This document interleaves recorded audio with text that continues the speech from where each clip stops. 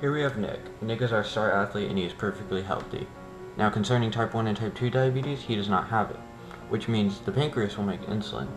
Therefore, the insulin will travel its way over to the bloodstream from the pancreas and it will jump in front of the glucose. Now once it's in front of the glucose, the insulin will hit this insulin receptor, knock on the door, say hello, I'm ready to come in, travel its way in to the GLUT4, activate one of the GLUT4s to come off, peel off into this bloodstream over here, grab a glucose, pull it back in, and create ATP, therefore creating energy for him to be the star athlete that he is. Here we have Bob. Now Bob has type 1 diabetes.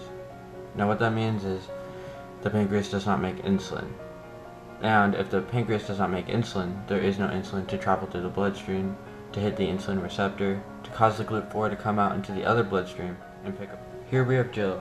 Jill's a little overweight and about 30 years old. She's been diagnosed with type 2 diabetes. What that means is the pancreas makes insulin, but once it travels to the bloodstream, knocks on the insulin receptor, knocks on the door, says, hello, let me in, but does not allow anything to come in, not activating the GLUT4 to pick up the glucose and bring it back in to make ATP and create energy for her. My cousin has type 1 diabetes. The doctors that he goes to see on a daily basis would include the eye doctor, the podiatrist for his feet because his ankles are very swollen and it is hard for him to walk most of the time. He also goes to see an exercise trainer because he doesn't really know how to exercise. He's not too well at it, and so he makes sure that he's always in good health and that he's always taken care of. Some treatments for a diabetic would also include going to the pharmacy, picking up your insulin shots, and picking up your test strips for most people. For diabetics, some life changes will have to happen. For instance, your eating choices may have to change depending on how serious your type 1 or type 2 diabetes are. I know for my cousin has type 1 diabetes, and he has had to change a lot over the previous years. He's not allowed to drink soda anymore. Going to dinner and going to lunch is very hard sometimes. Like, small portions is really like his main priority. He weighs 100 pounds and he is 4'9". So, I mean, he doesn't need to eat a lot, but eating is a priority for him. He's constantly hungry because he has a certain schedule that he's allowed to eat on, and it's only a breakfast, lunch, and dinner, and maybe like a late night snack if he's lucky, and if his blood sugar levels are low.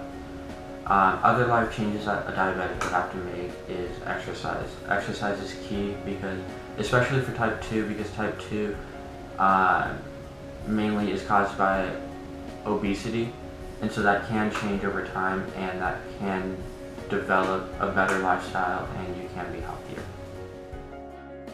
With diabetes or any other disease, there could be a complication or risk.